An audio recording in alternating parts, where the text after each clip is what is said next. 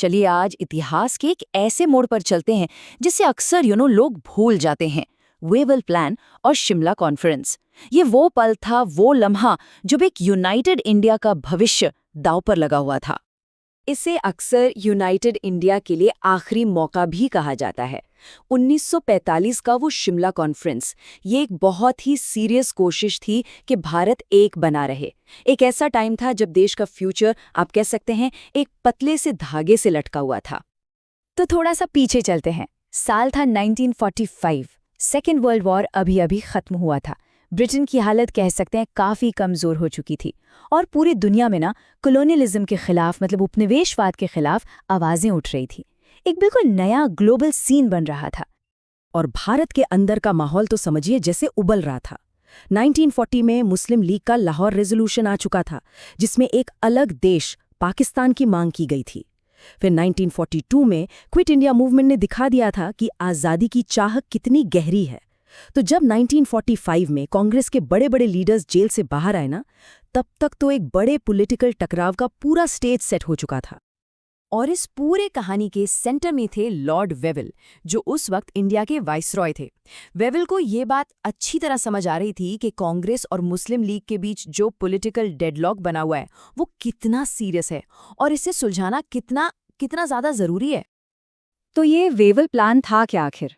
देखिए, इसका मेन मकसद था वाइसरॉय की एग्जीक्यूटिव काउंसिल को फिर से बनाना, और इस बार इसमें लगभग सारे के सारे मेंबर्स इंडियन लीडर्स होते। आइडिया ये था कि ये लोग साथ मिलकर काम करना सीखें ताकि सेल्फ गवर्नेंस की तरफ बढ़ा जा सके। एक तरह से ये एक एक्सपेरिमेंट था कि क्या ये लोग साथ काम कर सकते हैं।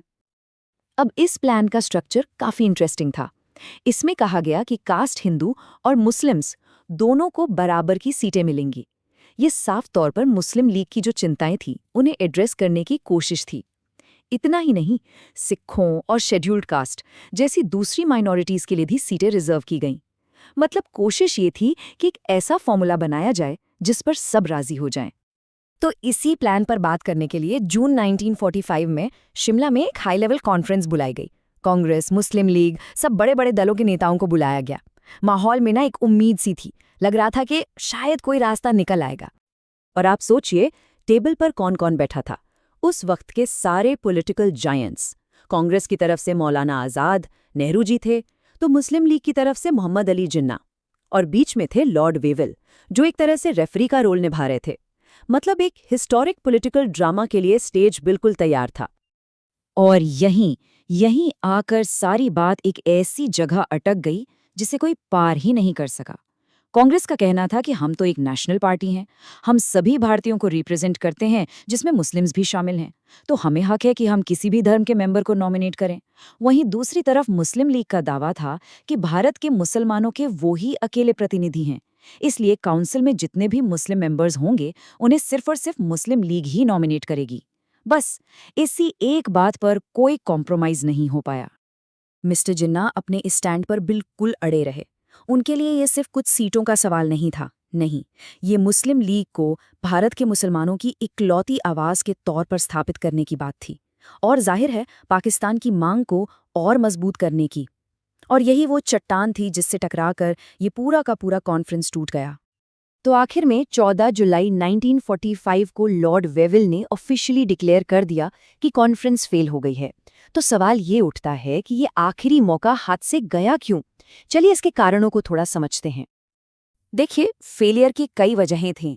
एक तो जिन्ना का बिल्कुल इनफ्लेक्सिबल रवैया, दूसरा कांग्रेस का अपने सेक्युलर प्रिंसिपल्स पर अड़े रहना, और तीसरा दोनों पार्टियों के बीच जबरदस्त अविश्वास, मतलब ट्रस्ट की भारी कमी। और तो और खुद प्लान में भी ये क्लियर नहीं था कि अगर पार्टियां किसी बात पर सहमत नहीं होती तो क्या होगा। इस कंफ्यूजन ने डेडलॉक को और भी पक्का कर दिया। अब शिमला कॉन्फ्रेंस का फेल होना कोई छोटी मोटी बात नहीं थी, इसके नतीजे बहुत दूर तक जाने वाले थे। इसने जो राजनीतिक दरारें थी ना, उन्हें एक ऐसी खाई में बदल दिया जिसे पाटना मुमकिन हो गया, और यहीं से भारत पार्टीशन के रास्ते पर और तेजी से बढ़ गया। इसका जो फौरी असर हुआ वो बिल्कुल साफ था। मुस्लिम लीग पहले से कई ज्यादा मजबूत होकर सामने आई। कांग्रेस और लीग के बीच मिलकर काम करने की जो थोड़ी बहुत उम्मीद बची थी वो भी खत्म हो गई। और सबसे बड़ी बात, अंग्रेजों को भी अब यकीन हो गया था कि एक यूनाइटेड इंडिया अब पॉसिबल नहीं है, ये एक रियलिस्टिक गोल नहीं रहा। सिर्फ 2 साल, सोचिए, शिमला कॉन्फ्रेंस के फेल होने और भारत की आज़ादी और बंटवारे के बीच सिर्फ 2 साल का फासला था। इससे पता चलता है कि चीज़ें कितनी कितनी तेज़ी से अपने अंजाम की तरफ बढ़ रही थीं। शिमला की ये नाकामी सीधे सीधे पार्टीशन का एक तरह से ट्रेलर बन गई।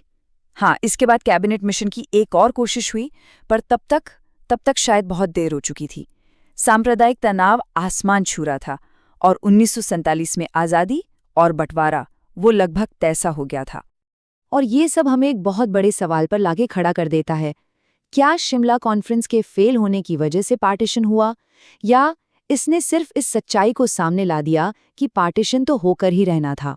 इतिहास का ये पल हमें सोचने पर मजबूर करता है कि क्या होता अगर उस दिन चीजें कुछ और होती।